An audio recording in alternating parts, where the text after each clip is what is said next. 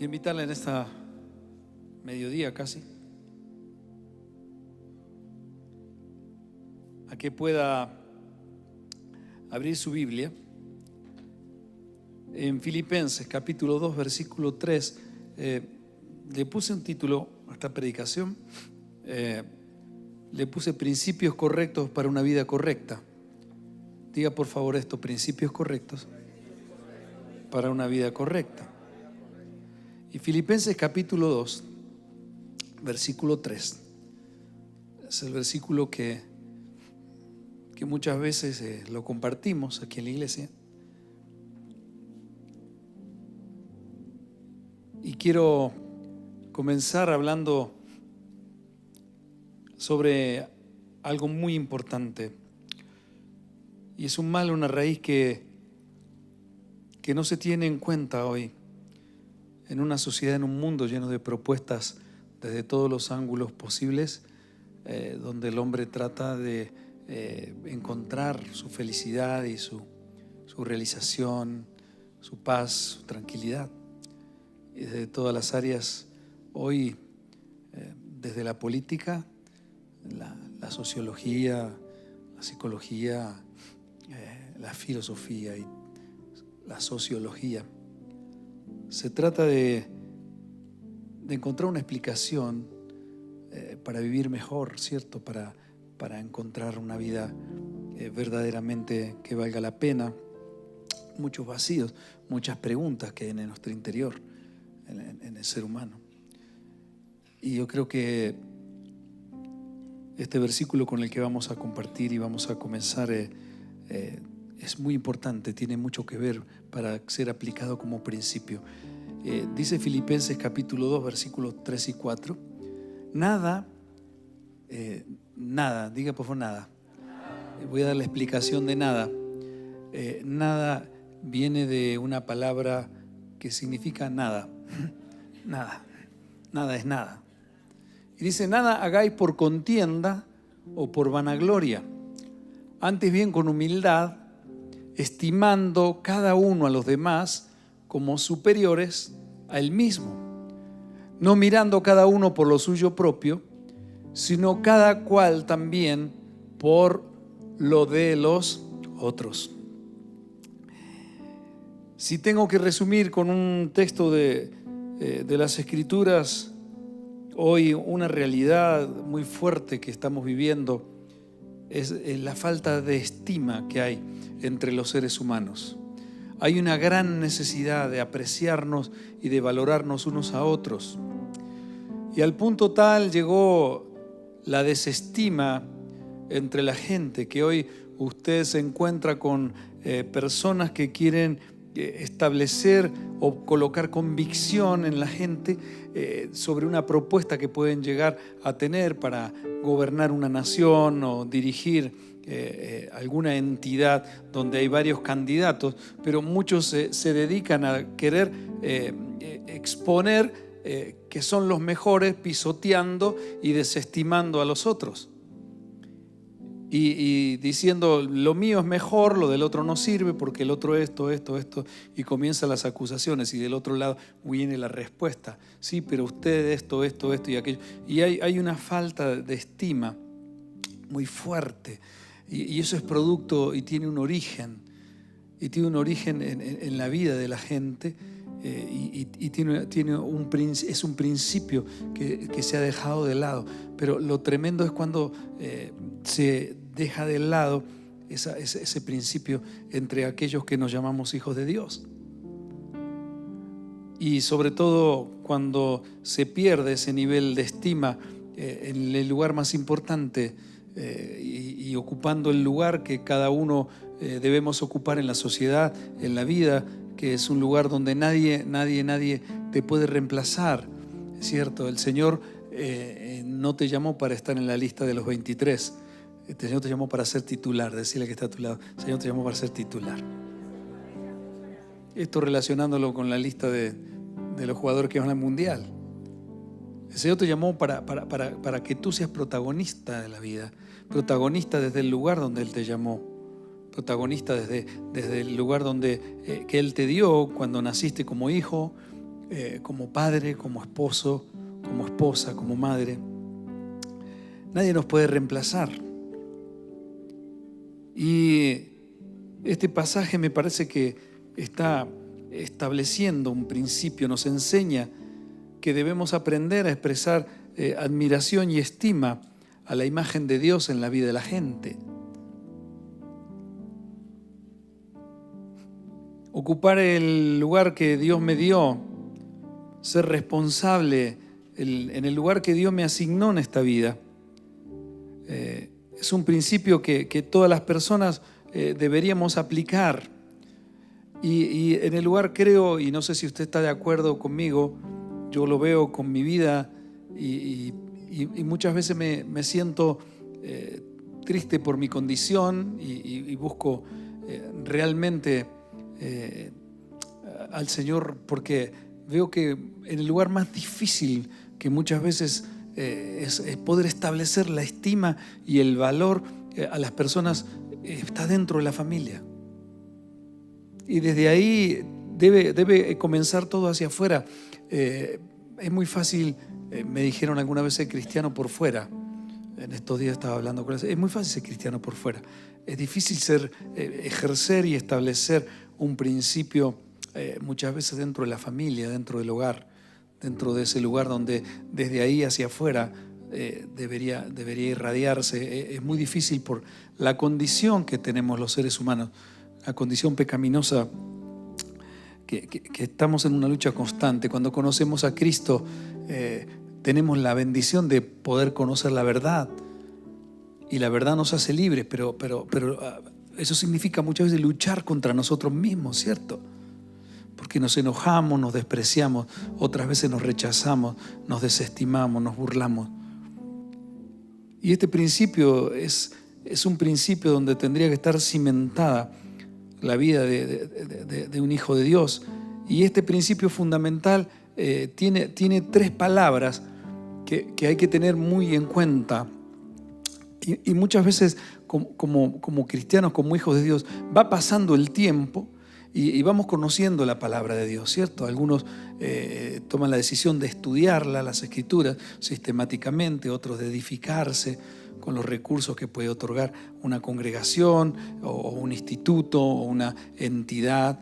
Otros buscamos y pasa el tiempo, pero muchas veces eso se convierte en un problema, porque intelectualmente podemos conocer mucho, pero se hace muy difícil aplicarlo porque no está en el plano del corazón, no es una actitud natural que debe salir de nuestra vida.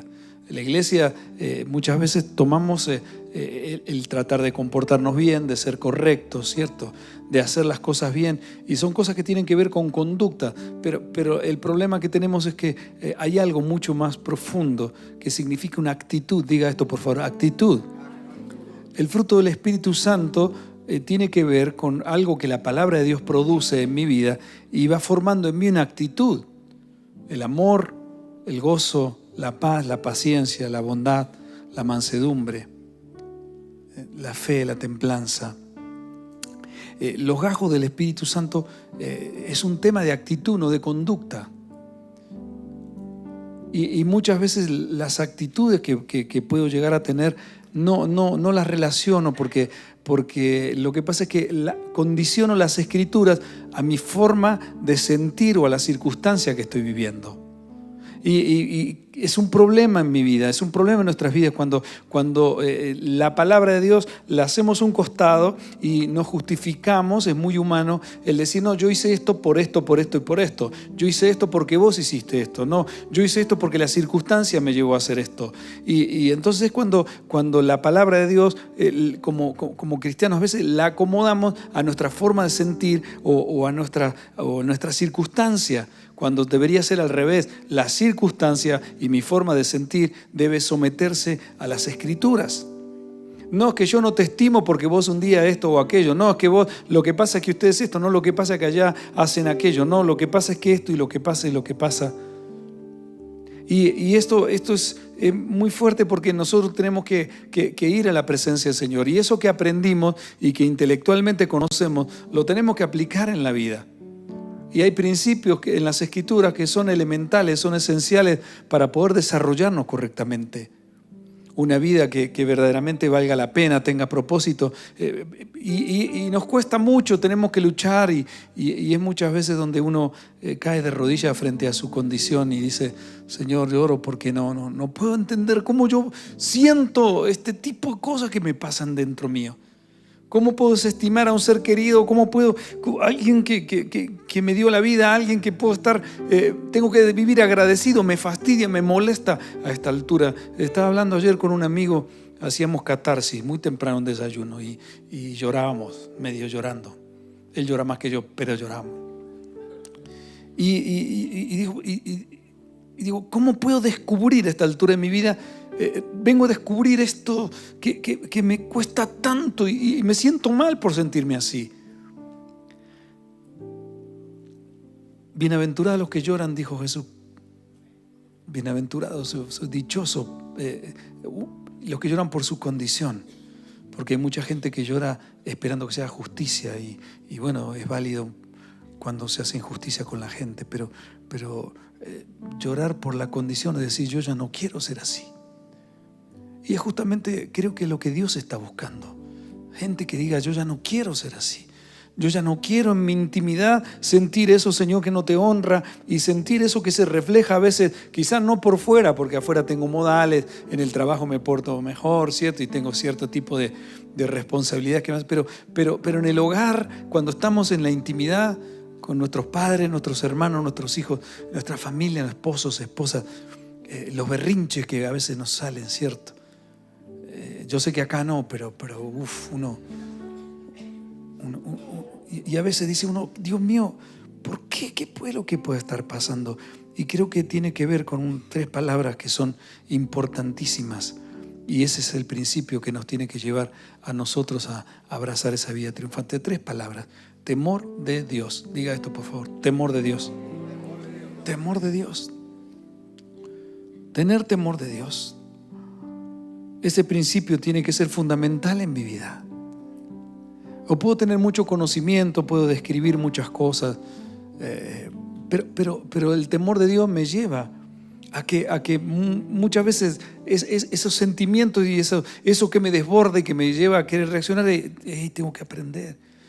Porque, mire, Pablo le dijo a una de las iglesias, ustedes antes, dijo, eran fornicarios, mentirosos, ladrones y todo eso, y tenía que ver con conducta, pero ahora les habla sobre una actitud y dice, pero ahora hagan morir la ira, el enojo, la impaciencia, el fastidio, o sea, hagan morir eso. No es algo que va a venir, háganlo morir, luchen contra esa forma de vida que está condicionada por reacciones y por cosas que tú las haces casi involuntario. No estás pensando, ahora viene el momento cuando me voy a enojar. No, eso te salta, ¿cierto? Le salta el ratón al gato y el gato revolea todo y lo corre. Y uno necesitamos eso, ese dominio propio, ese temor que sí, Señor, qué difícil que es, ¿no? Es imposible. Por eso Jesús dijo, separado de mí nada pueden hacer. Nada pueden hacer.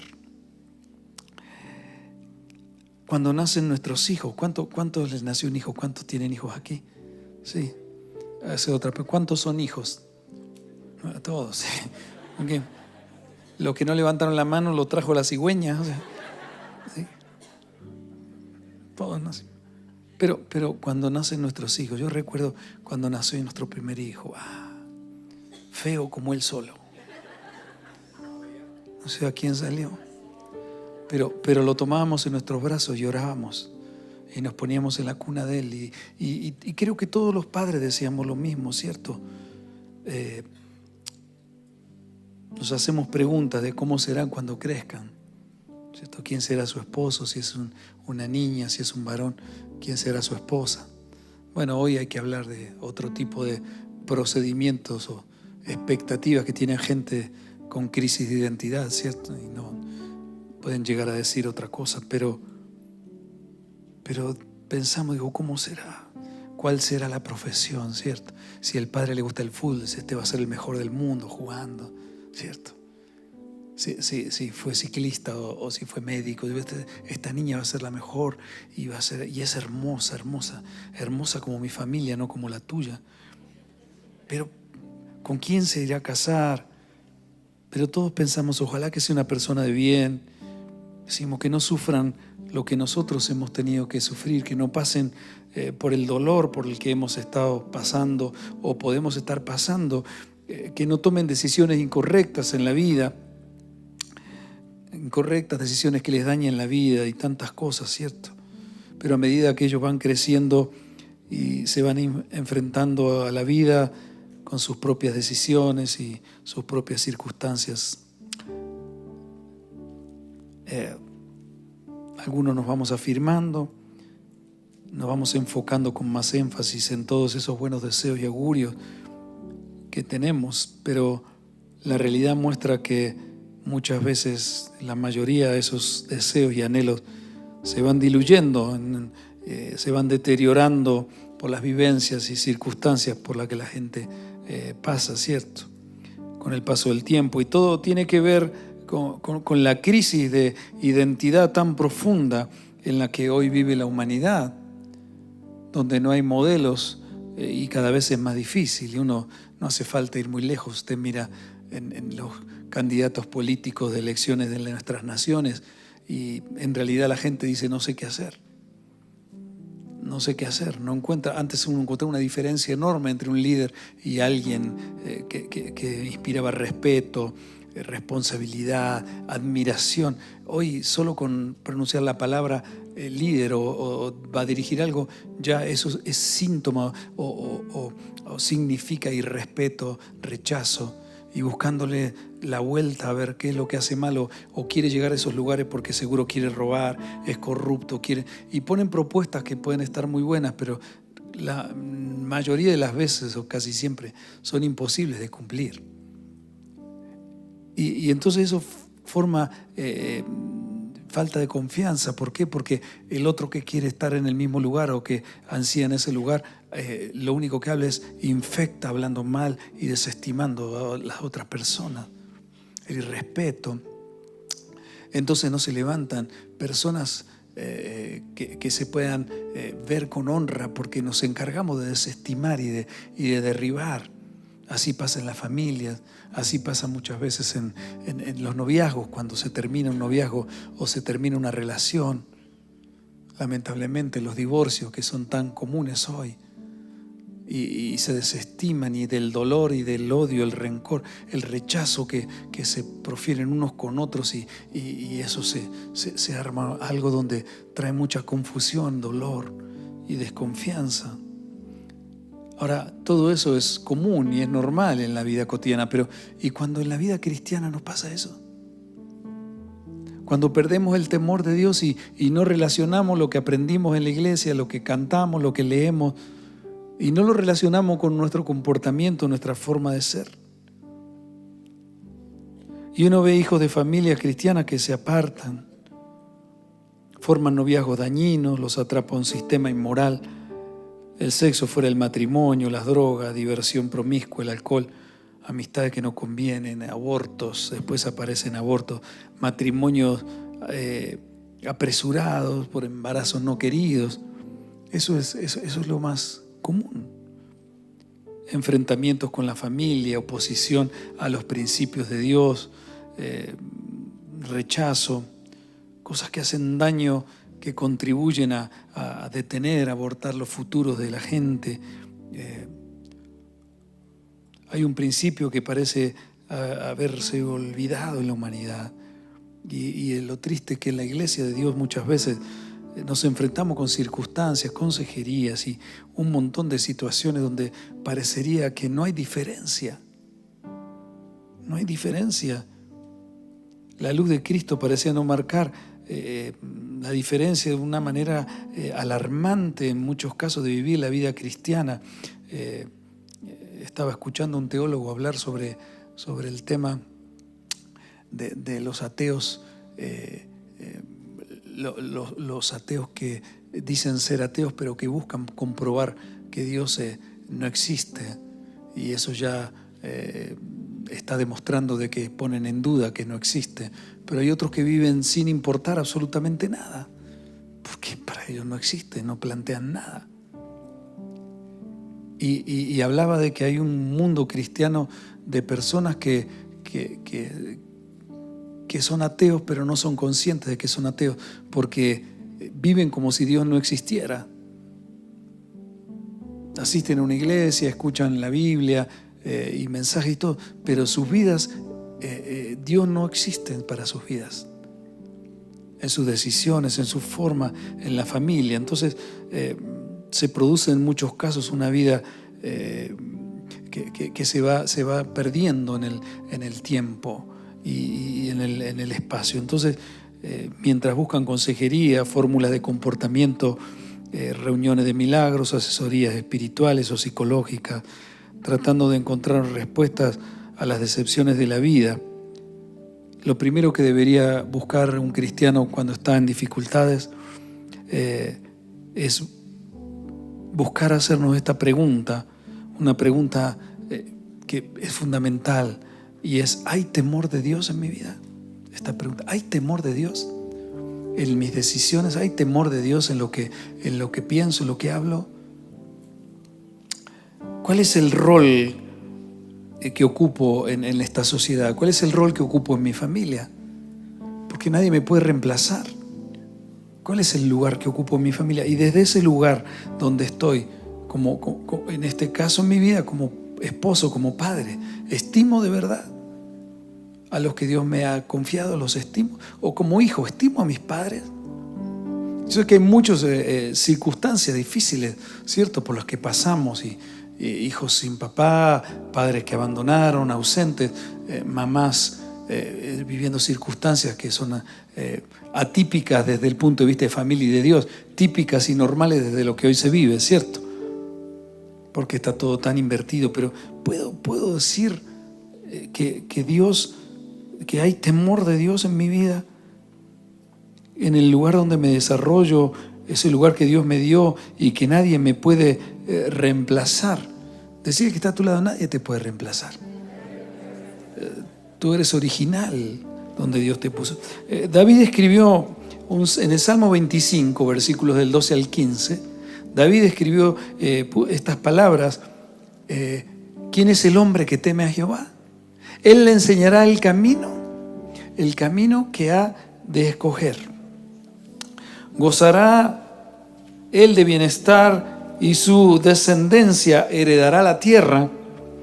La comunión íntima de Jehová es con los que le temen. La comunión íntima de Dios. Dios tiene intimidad y Dios revela y Dios tiene intimidad con aquellos que tienen temor, dice, de Él, con los que le temen, con los que cuando Dios habla, Dios dice esto en su palabra. Y yo vivo mirando de que verdaderamente mi pensamiento, mi manera de desarrollarme esté íntimamente ligado. Dios dice, tiene comunión con los que le temen, con personas que tienen temor de Él en sus decisiones, y dice que su descendencia heredará la tierra, y a ellos, dice, hará conocer su pacto. A ellos hará conocer su pacto. Dios hará conocer un pacto.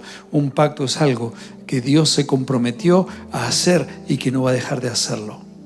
No importa cuál sea la respuesta del hombre, Dios su pacto lo cumple.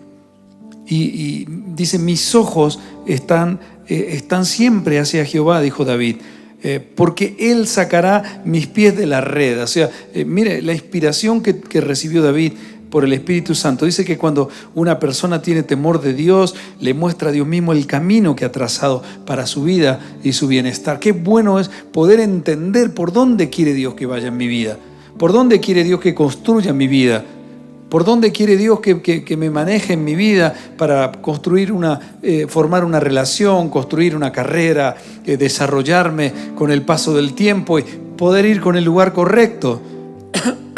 El diablo es especialista en poner muchas opciones. Hoy el problema de la humanidad no es la falta de información, es la sobreinformación. Hay tanta información y tantas cosas que la gente vive confundida. desde todas las aristas de todo lo que el hombre puede llegar a pensar, estudiar o imaginar. Desde todos esos lugares se busca la felicidad, la prosperidad, la salud, la prolongación de los días en este mundo y con alegría. Y cómo poder hacer para no pasar necesidades, y cómo poder hacer para despertarme en la mañana y sentirme agradecido de que estoy acá y decir mañana va a ser mejor que hoy, ¿cierto?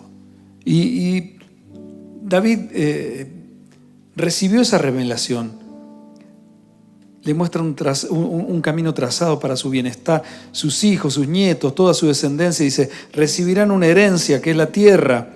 Y me llamó la atención esto, sacará mis pies de la red, sacará mis pies de la red. Qué interesante, me puse a pensar, cuando se coloca una red para cazar aves o para pescar peces, los peces no saben que hay una trampa, las aves no saben que hay una trampa. Y dice, sacará mis pies de la red, o sea, cuando entren trampas y en engaños en mi vida, Él quitará esa red. Me puse a pensar en los pescadores, allá cerca de donde nació mi esposa, hay una ciudad en la costa de Argentina donde uno ve mucho los pescadores, ¿cierto? En el puerto, y hay algo con lo que pescan que se llama medio mundo. El medio mundo es una red que tiene un aro de metal y esa red está en el aire y tiene como una cavidad. Entonces se tira comida y los peces llegan a ese lugar y ahí se tira la red y se la deja ahí abajo un rato y los peces llegan a comer y después se levanta la red y quedan atrapados y eso es porque se ha echado algo que se llama carnada, ¿cierto? Que el pez dice que bueno, ahí hay comida, que bueno, ahí hay provisión, que bueno, ahí hay algo bueno para nosotros, vayamos todos para allá. Y le decimos, vengan por acá, que acá está todo.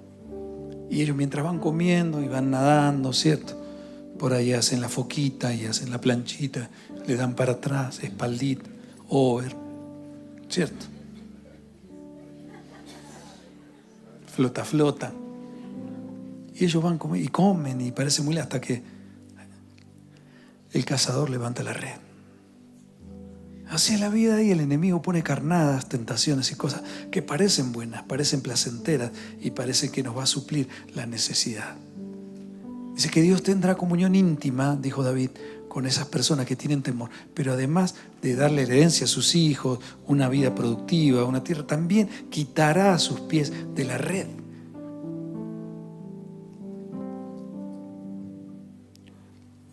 Un lugar propio, un lugar seguro, una tierra protegida. Promete comunión, promete intimidad, una relación de confianza entre el Creador y aquel que comprende lo que significa tener temor de Dios.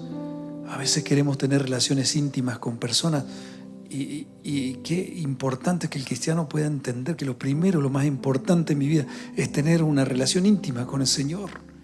Íntima, poder contar. Jesús, que le dijo a sus discípulos, ya no los llamaré siervos, los llamaré amigos. ¿Por qué? Porque el siervo, el amo no le tiene que dar explicaciones al siervo.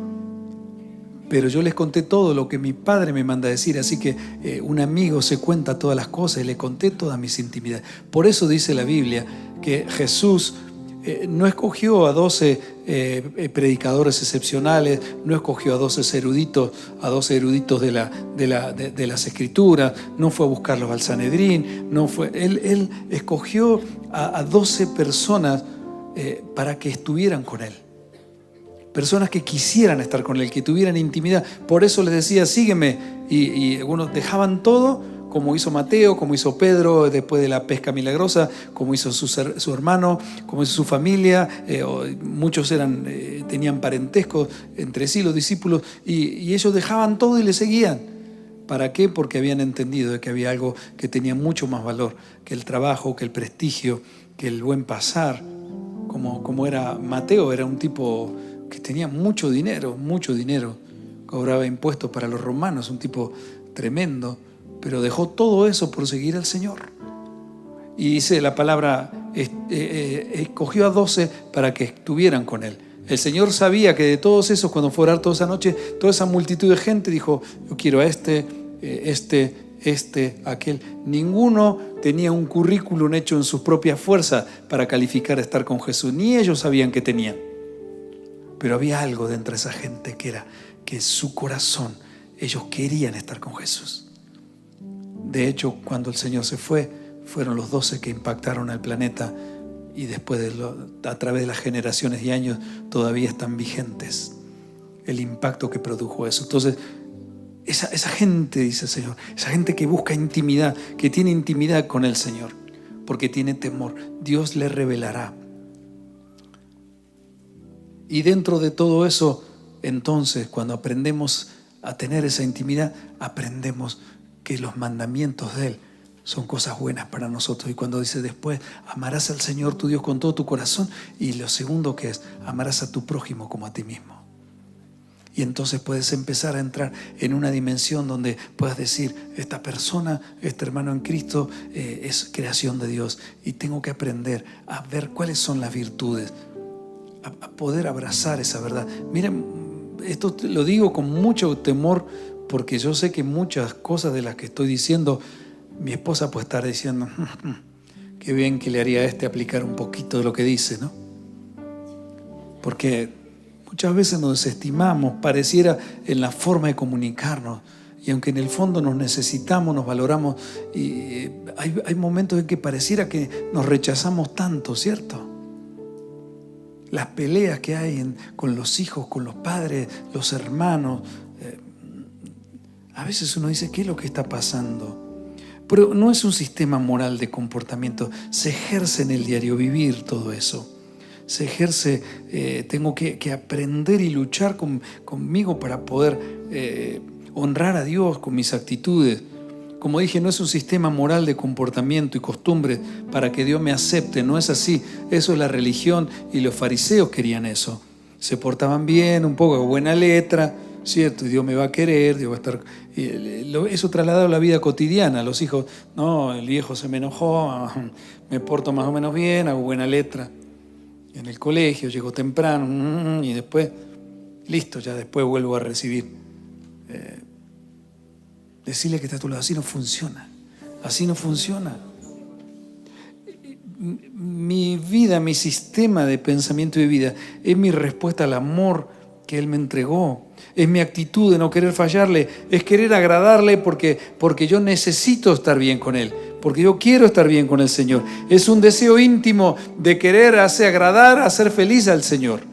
El Proverbio 25, versículo 13, dice, como frío de nieve en tiempo de la siega, así es el mensajero fiel a los que lo envían, pues al alma de su Señor da refrigerio, como frío de nieve en tiempo de la siega. No sé si usted ha estado en un lugar de un calor así impresionante y de pronto entra a un banco o entra a una entidad, a una casa, y hay un aire así, ¿cierto? Sale de 40 grados de temperatura y entra a un lugar donde hace 22 y usted hace, ¿cierto? Y se quiere quedar ahí. Como frío de nieve en tiempo de la siega. El tiempo de las cosechas era un tiempo donde no había lluvia, donde el calor era muy fuerte, la gente trabajando duramente, transpirando, y de pronto viene un frío apacible, hermoso. Así dice la palabra de Dios, que es el mensajero fiel a los que lo envían. Dios necesita mensajeros, porque el mensaje de Jesucristo se tiene que transmitir entre las personas. Hoy las sillas vacías y todo lo que nos gustaría nosotros que esté lleno de gente, quizás es producto de que no hay mensajeros. Hay gente fiel, pero no es mensajera, no reparte el mensaje. Pero también hay gente que reparte el mensaje, pero no es fiel. Entonces no tiene poder su forma de vida. O por ahí habla del mensaje, pero su estilo de vida no lo refleja. Vos eras igual que nosotros, me decía este amigo ayer. Yo ayer escuchaba todo y Dios me hablaba al corazón. Y se encontró con gente hace años atrás y decía, pero vos pareces otra persona. ¿Y vos eras cristiano antes así? Y dijo, sí, no parecías. ¿Qué sucedió? Entró el temor de Dios en el corazón. Y un día dijo, basta, se acabó, Señor. yo quiero vivir para ti. Y ahí vamos. Es la decisión que yo pueda tomar dentro de mí y en intimidad con Él decir, Señor, ¿sabes qué? Yo en esto yo quiero de verdad ser un mensajero, pero un mensajero fiel. Y que se abra mi boca y que pueda impartir tu amor y tu verdad, pero que mi estilo de vida, refleje eso. El temor de Dios consiste en aprender a tener una relación con aquel que es mi Padre. Cuando un hijo vive una vida normal en su casa, sabe que todo lo del papá es suyo. O sea, mis hijos nunca se levantaron en la mañana y decían, Padre amado, quisiera pedirte un favor. Tú que habitas en las alabanzas de la iglesia, Padre, yo quisiera ver si me permites abrir la nevera y sacar un poquito de jugo porque tengo sed. O sea, si mi hijo hace eso, lo mando al psicólogo. Digo, ¿qué le pasó a este chico? Ellos abren la nevera. Es más, se come lo mío, lo de él, ¿cierto? Se comen lo hasta que no hay que comer. Me está acordando de algo mi mamá. Se fue ayer a Argentina. Algo mi mamá tremendo. Ya. Me lo voy a contar. Tenía que dar en el colegio, tenía que llevar para una materia un langostino. Íbamos a hacer la disección del langostino en biología. En bachiller. Me había conseguido un langostino, era difícil conseguir en ese tiempo un langostino en Buenos Aires. Lo conseguí y lo guardé en la nevera. Para el otro día, a la mañana temprano, tenía que ir al colegio y ir a la reunión. Y yo ahí esperando la mañana, voy a buscar el langostino, no estaba más. Y no estaba más el langostino. ¿Qué pasó? Y mi mamá después del mediodía, yo no sé, pero vi un langostino ahí grande, le puse salsa rosada, me senté, me tomé un vasito de vino, eso estaba riquísimo. Y digo, mamá, mi langostino. Se comió el langostino. Pues en este caso la inversa, pero los hijos, ¿por qué? Porque todo lo que es de nuestro papá es nuestro. Pero tenemos un problema con el Señor muchas veces. ¿Por qué? Porque nuestro Dios es papá, pero también es rey. Dígale que está a su lado, también es rey. También es rey.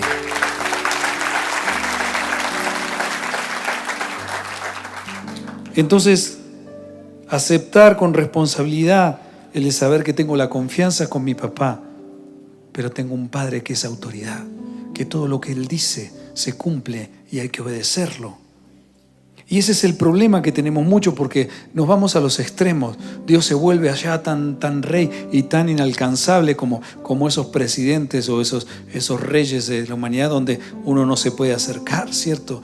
Y donde es tan inaccesible. Entonces uno cree que Dios es así. Y otros tienen una relación, le enseñan a ser tan íntimos que lo tratan al Señor como que en tanta intimidad. Y nosotros tenemos que entender eso. Es mi Padre, pero también es mi Rey. Y creo que eso llama temor de Dios.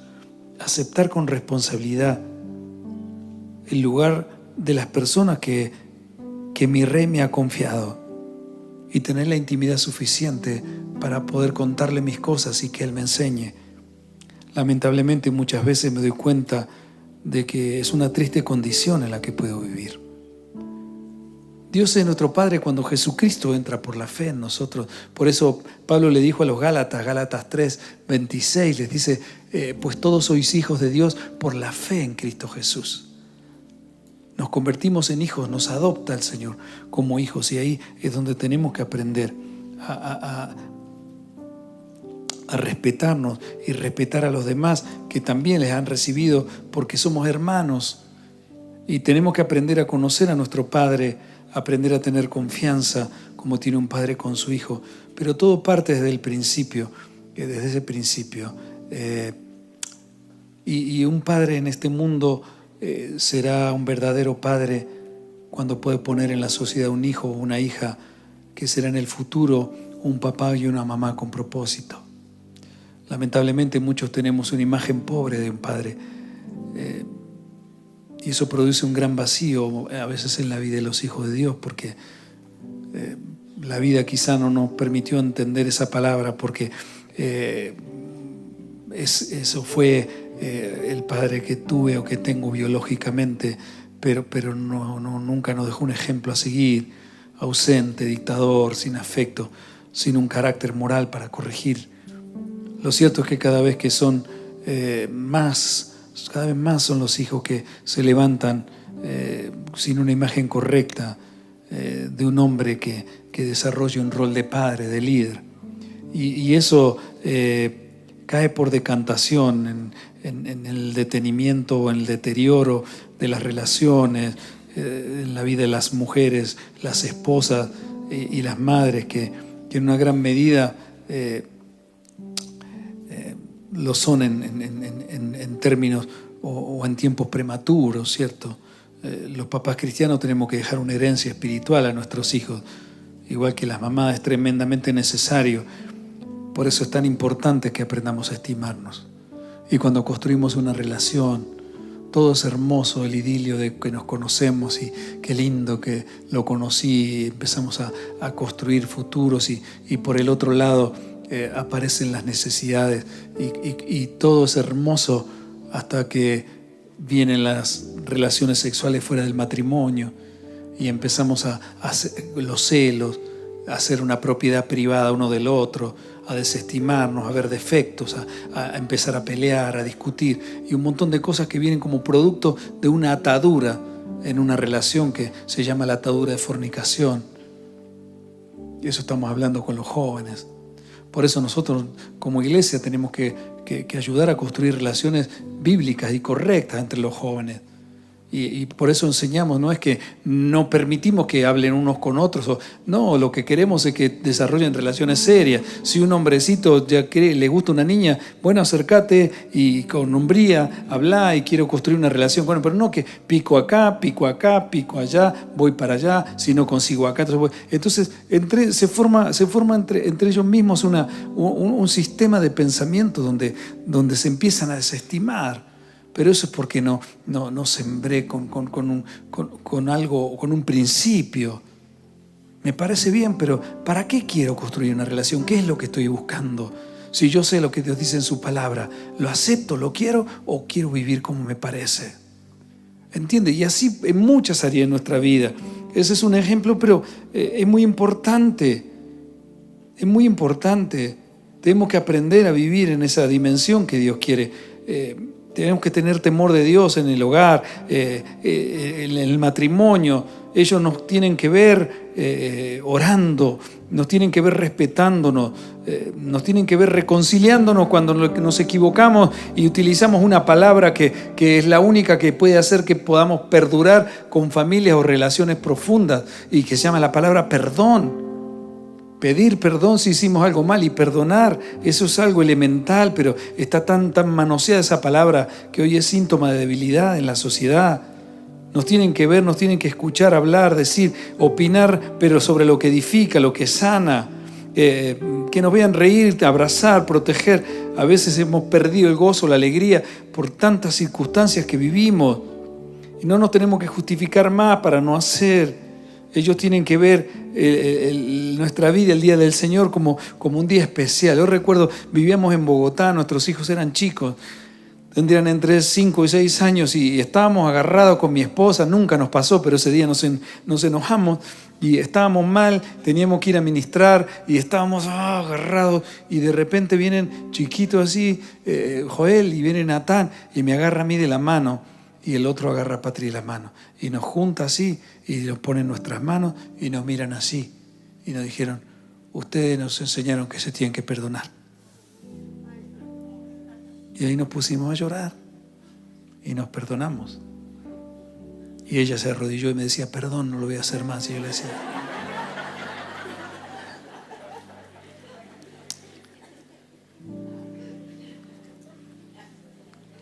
cometemos muchos errores, pero tenemos que tener esta actitud en nuestra vida. Y a veces, aunque lo hagamos por obediencia, después vemos el fruto. Hoy hay muchas mamás también que deben desarrollar ese lugar de doble responsabilidad con sus hijos. Y quizá mamá tengas que hacer de proveedora y velar sola. Tienes que empujar hacia adelante. Dios hoy te dice, deja que yo te dirija, que mi palabra te guíe, yo te sacaré adelante. Déjame ser tu padre y tú verás los mejores días de tu vida. No importa tu pasado. No importa tu pasado. Tu pasado lo perdoné. Tu pasado lo sané en la cruz del Calvario. Pero necesito que tú me creas, dice el Señor. Deja que yo te dirija. Ruth capítulo 3, versículo 11. Ahora pues no temas, hija mía. Yo haré contigo lo que tú digas, pues toda la gente de mi pueblo sabes que eres mujer virtuosa. ¿Qué significa Ruth? Era una mujer que tenía temor de Dios, una mujer extranjera, ni siquiera era del pueblo de Dios, pero siguió a su suegra, quedaron viudas, la respaldó, la protegió, la cuidó, luchó y ese temor de Dios, porque le dijo a su suegra, tu Dios será mi Dios, le dijo, a donde quiera que tú vayas, yo iré contigo. Y tu Dios será mi Dios. Y ella lo abrazó de verdad y entonces tomó con una devoción y con un temor esa vida y Dios la recompensó. Ahora, hija, no te preocupes, yo me voy a encargar de tu testimonio. Yo voy a limpiar tu testimonio. Yo voy a hacer que te vean, porque tu forma de vida hace que mi poder se pose sobre ti y tú empieces a irradiar esa gracia y ese favor. No temas, hija mía, porque toda la gente de mi pueblo sabe que eres mujer virtuosa. ¡Wow! Nuestro Padre también es Rey de todo lo que existe. Por encima de Él no hay nada, su palabra no cambia. Por lo tanto, lo que el Rey dice, así es y no hay otra opción que se le iguale. Su palabra es absoluta y nuestro Padre es Padre y es Rey y esa es la diferencia. Mi temor no es miedo, es confianza de hijo y respeto de Rey. Como dije antes, yo quiero dejarte algunos versículos que enseñan qué es lo que produce el temor de Dios en la vida de una persona. Cuando una persona verdaderamente en su intimidad tiene a Dios en cuenta en lo que decide. Salmo 34, versículo 7. Dice: el ángel de Jehová acampa alrededor de los que le temen y los defiende. Salmo 34, 9. Temed a Jehová vosotros sus santos, pues nada falta a los que le temen. ¿Estás pasando por necesidad? ¿Quieres tener cubiertas tus necesidades? ¿Necesitas provisión? Empieza por el principio. Temor de Dios. Nada falta a los que le temen. Salmo 33, 18 y 19. He aquí el ojo de Jehová sobre los que le temen, sobre los que esperan en su misericordia, para librar sus almas de la muerte y para darles vida en tiempo de hambre.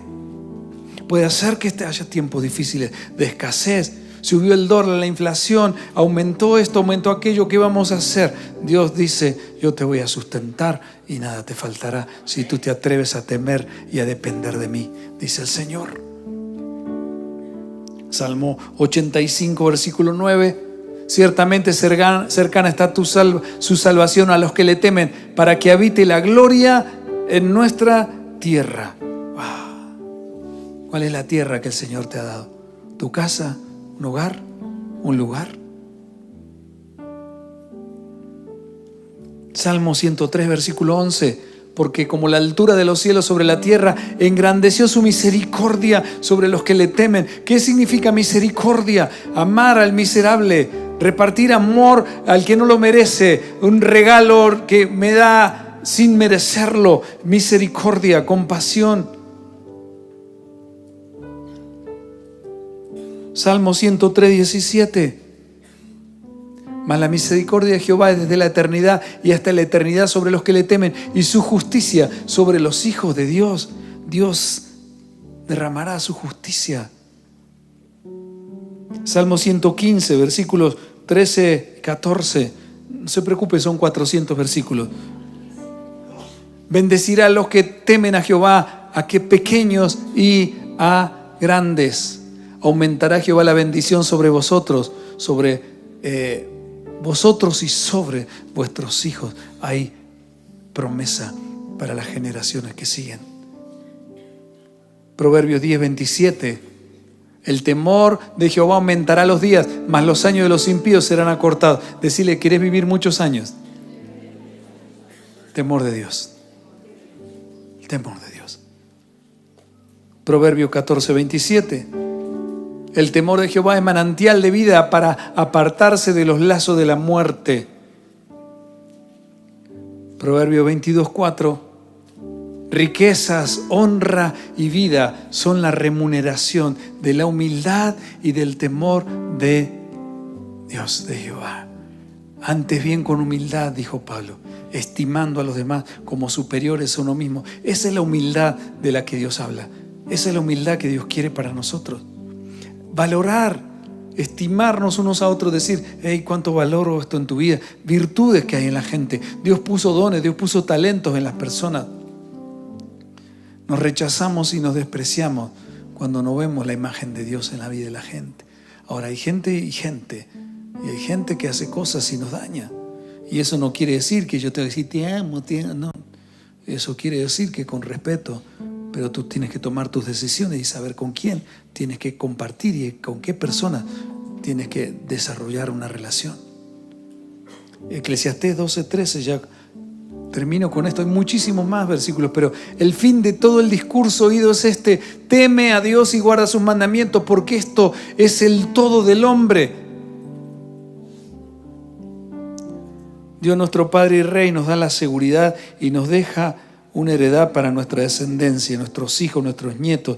La palabra dice hasta 1000 generaciones. Se desata su poder cuando lo tenemos en cuenta Él para todo. Hogares con propósito, familias con herencia, tierra que producen. No más una vida bajo maldición. A partir de ti, hoy a partir de ti puede ser que tu pareja, tu familia puedan venir a partir de tu vida descendencia de bendición, de restauración para nuestros pueblos. Hoy podemos decir, valió la pena, vale la pena, estamos agradecidos como iglesia de Jesucristo, vale la pena pagar el precio, vale la pena Medellín, Argentina, Colombia, todas las ciudades. Señor, vale la pena. Gobernantes, pastores, iglesias, familias, parejas, todos necesitamos a depender del Padre y Rey, que hoy nos da la oportunidad de volver a casa con un corazón confiado, la posibilidad de que nuestro Padre sea un escudo contra la maldad, nos proteja, nos levante, nos dé el valor y la fuerza para afrontar todo lo que pueda venir en la vida. Nos ayude a entender que todo forma parte de un propósito de Él, y aunque el enemigo nos quiera destruir y venga para hurtar, matar y destruir, Jesucristo dijo, pero yo he venido para que tengan vida y para que la tengan en abundancia.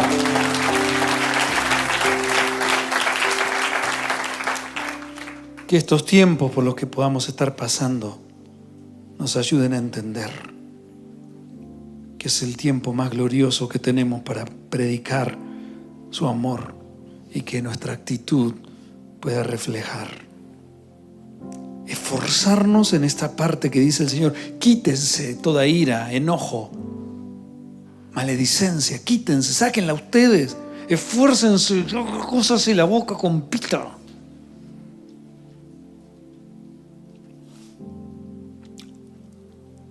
Porque tu gracia nos ha sostenido, y que sean muchos años de seguir sin desmayar. Sin desmayar, diciendo que tú eres nuestro Dios, nuestro único Padre y nuestro único Rey.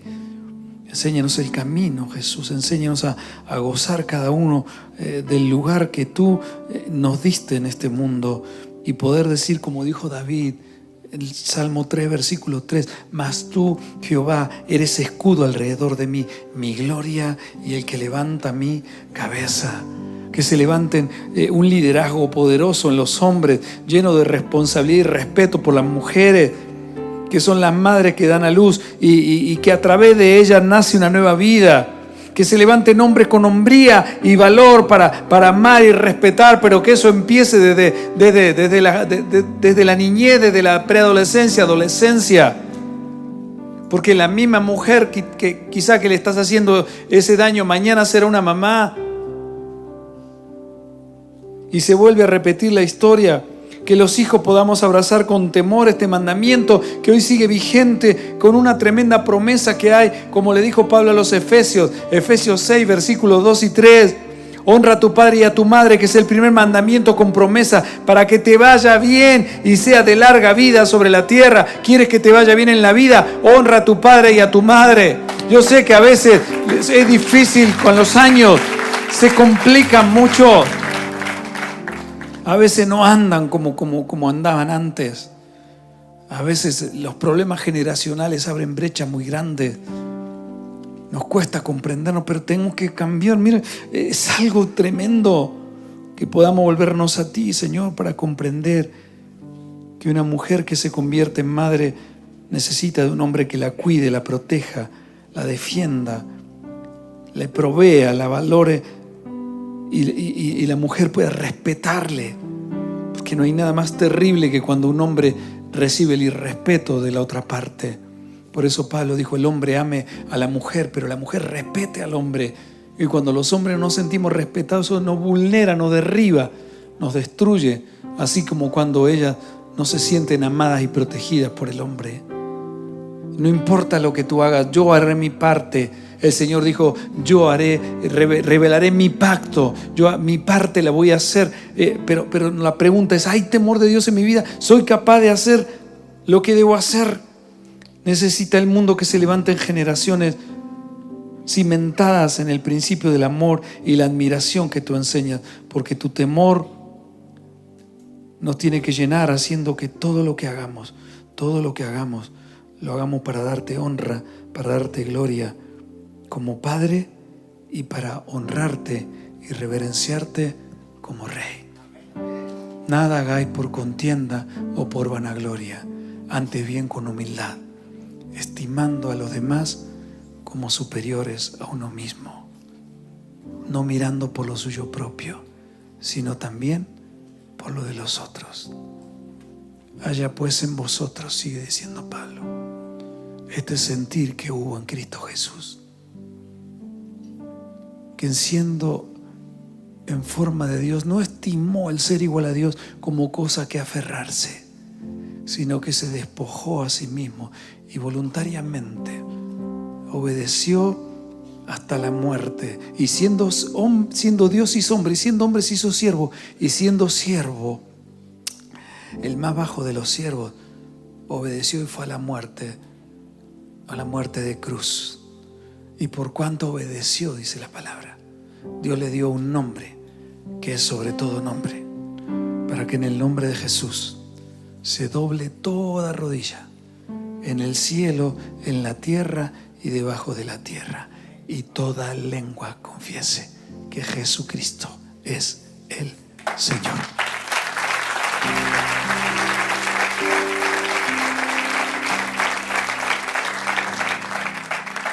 Póngase de pie, por favor.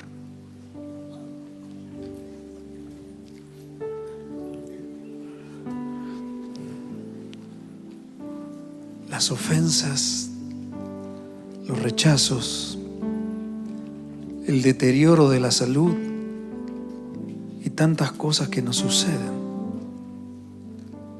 Cuando las relaciones incorrectas en la vida marcan con heridas y nos hacemos daño y tenemos que volver a recuperar todo aquello que el pulgón, el saltón, el revoltón, la oruga se ha robado, se han comido el enemigo, nuestras cosechas, todo lo que un día emprendimos con sueños y con anhelos, una familia, una pareja, un matrimonio. Es tiempo de volver a comenzar y necesitamos temor de Dios. Decir: Señor, ayúdame, Padre. Es el tiempo donde necesito de ti. Y el Señor te dice: yo estoy contigo, estoy a tu lado. No te voy a dejar ni te voy a desamparar. Pero necesito que obedezcas a lo que te digo, porque soy Rey. Y lo que yo digo es lo que se cumple en mi reino. Por eso, si usted siente que Dios ha hablado a su vida en este día, levante su mano y donde está y hable con Él en estos minutos. Quizás es tiempo de volver a comenzar. Quizás llegó el día en que hay que tomar una decisión. Él está contigo por encima de todos los sistemas de comportamiento que tú puedas tener. Lo único que tú puedas lograr con eso es apaciguar quizás momentáneamente un poco la conciencia, pero la limpieza y la paz total solo viene cuando Cristo está en el medio del corazón. Mi paz os dejo, mi paz os doy, dijo Jesús. Y yo no doy la paz que da el mundo, porque la paz que yo doy sobrepasa todo entendimiento. Espíritu Santo, yo te pido que derrames tu paz ahora en el corazón, que pongas, Señor, un colirio nuevo y unas fuerzas nuevas para lo que va a venir, que soltemos toda carga y todo peso que asedia nuestras vidas y corramos con paciencia la carrera que tenemos por delante. Señor, que podamos entender de que desestimar, criticar, rechazar, enojarse también es pecado, y que nuestra calidad de vida y nuestra forma de vivir el cristianismo está íntimamente ligada a actitudes que son las que tú produces en un corazón que se acerca a ti en intimidad. Y cuando hay intimidad, entonces el amor, el gozo, la paz, la paciencia, la benignidad, la bondad, la fe, la mansedumbre, la templanza empieza a ser colocada sobre una vida, y esa se convierte en una actitud hacia otros donde se refleja tu amor. Hoy es el día, hoy puede ser el día de volver a comenzar, pero tomando la decisión de hacerme responsable de mis actitudes y de reconciliar. Que podamos ser esa clase de congregación que es capaz de renunciar a lo que siente o a las circunstancias adversas para obedecerte y para decir: queremos estar contigo. Queremos ser de los discípulos que tú escoges para estar contigo en todas circunstancias, en las buenas y en las malas. Quiero volver a comenzar en el nombre de Jesús.